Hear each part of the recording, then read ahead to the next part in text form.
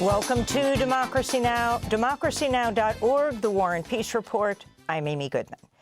Democratic Congressmember Ilhan Omar was attacked at a town hall in Minneapolis Tuesday night. A man who'd been sitting in the front row rushed at Congressmember Omar and sprayed her with a strong-smelling liquid. This is Congressmember Omar just before she was attacked. And DHS Secretary Kristi Noem must resign or face impeachment.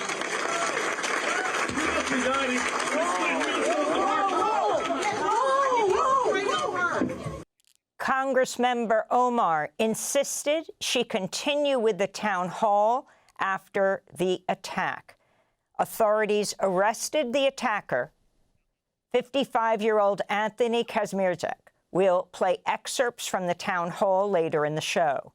Just hours before Omar was assaulted, President Trump openly mocked the congressmember during a rally in Iowa. They have to show that they can love our country. They have to be proud. Not like Ilhan Omar. Did you see that wise guy? You know, she's always talking about the Constitution provides me with the following. You know, the Constitution, she comes from a country that's a disaster. The attack on Omar comes just days after Democratic Congressmember Maxwell Frost was assaulted at the Sundance Film Festival by a man who was heard making racial slurs. A review by U.S. Customs and Border Protection's Internal Watchdog Office directly contradicts the Trump administration's claims about the fatal shooting of 37-year-old Alex Preti. The CBP's report confirms 2 federal immigration agents fatally shot Preti as they wrestled him to the ground, and that he did not take out his gun.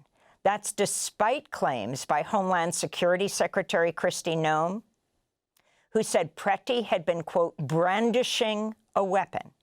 Now sources tell CNN that authorities had details on Preti a week before he was fatally shot.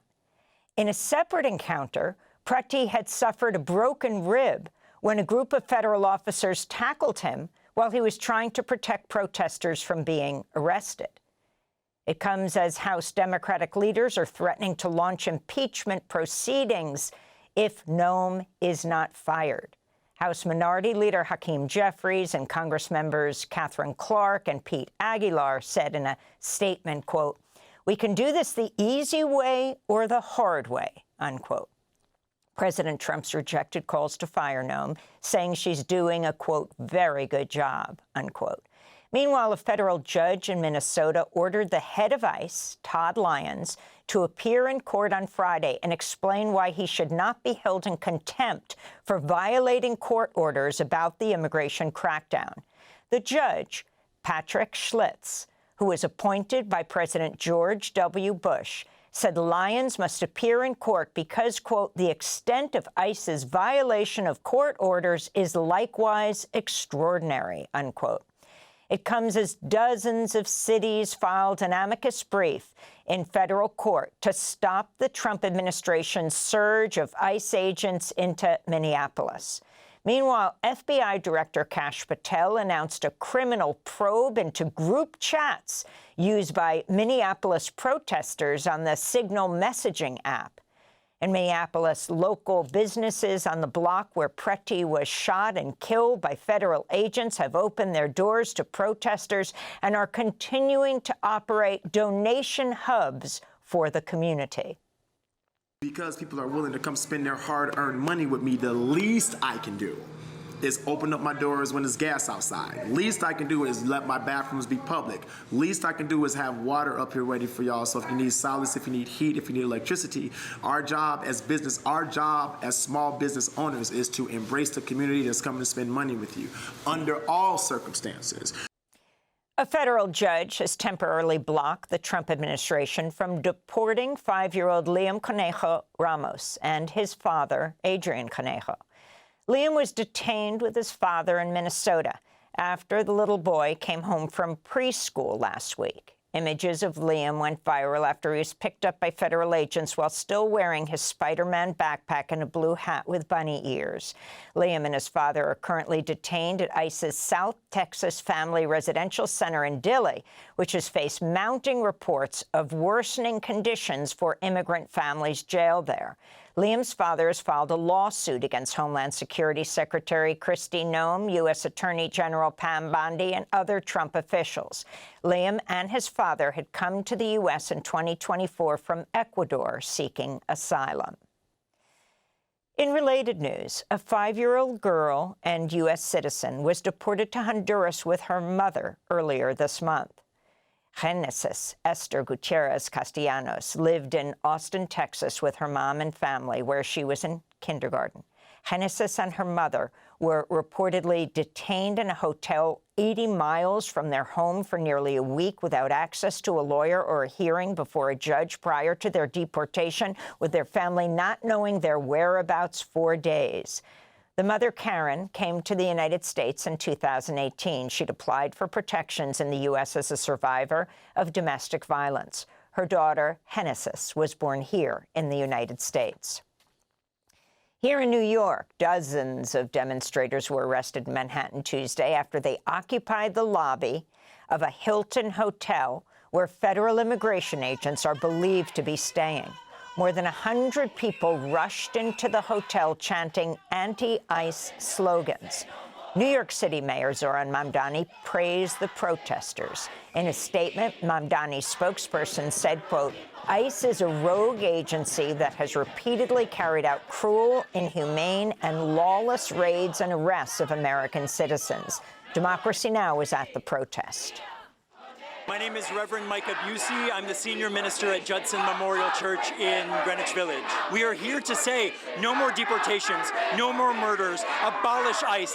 The bottom line is abolish ICE, and from there, we are moving toward collective liberation.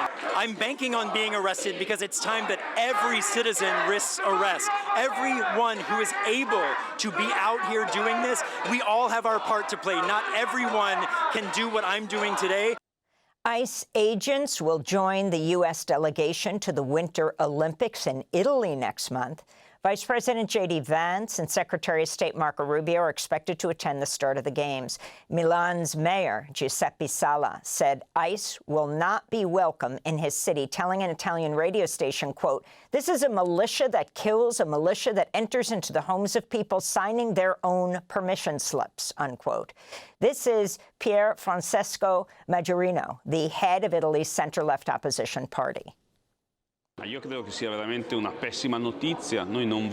believe this is truly very bad news. We don't want Trump's thuggish squad here. People who kill civilian citizens. We don't need them. I don't understand what they're even doing here. And so we think that the government and all institutions together should say, we don't want you.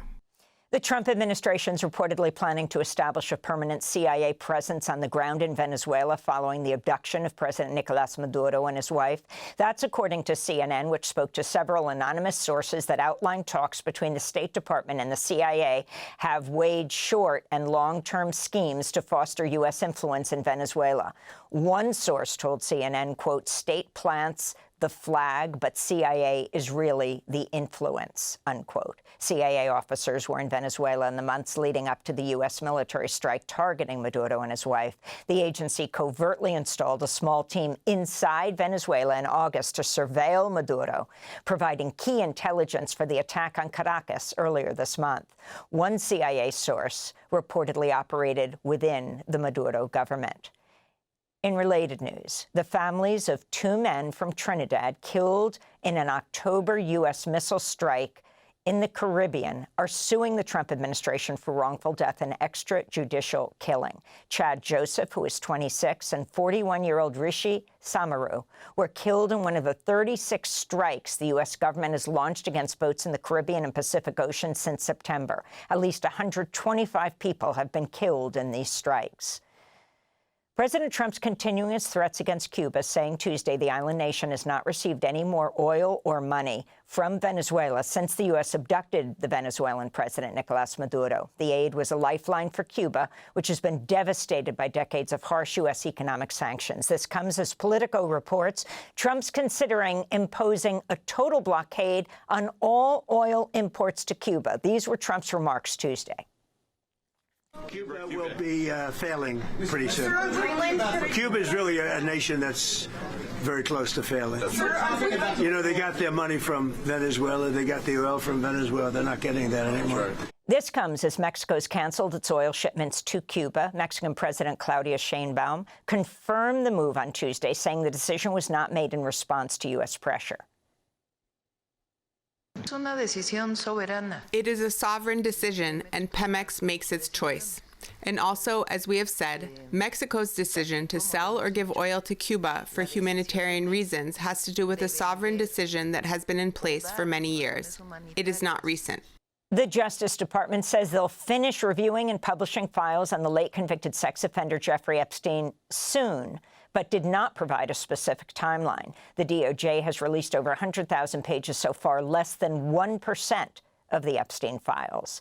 And South Carolina's reported nearly 800 measles cases, the largest outbreak in the United States since the disease was declared eliminated nearly 2 decades ago.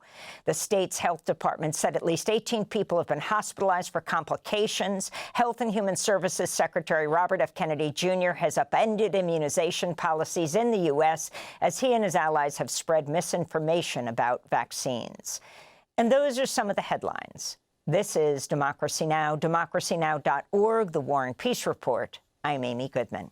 Thanks for watching Democracy Now! On YouTube. Subscribe to the channel and turn on notifications to make sure you never miss a video.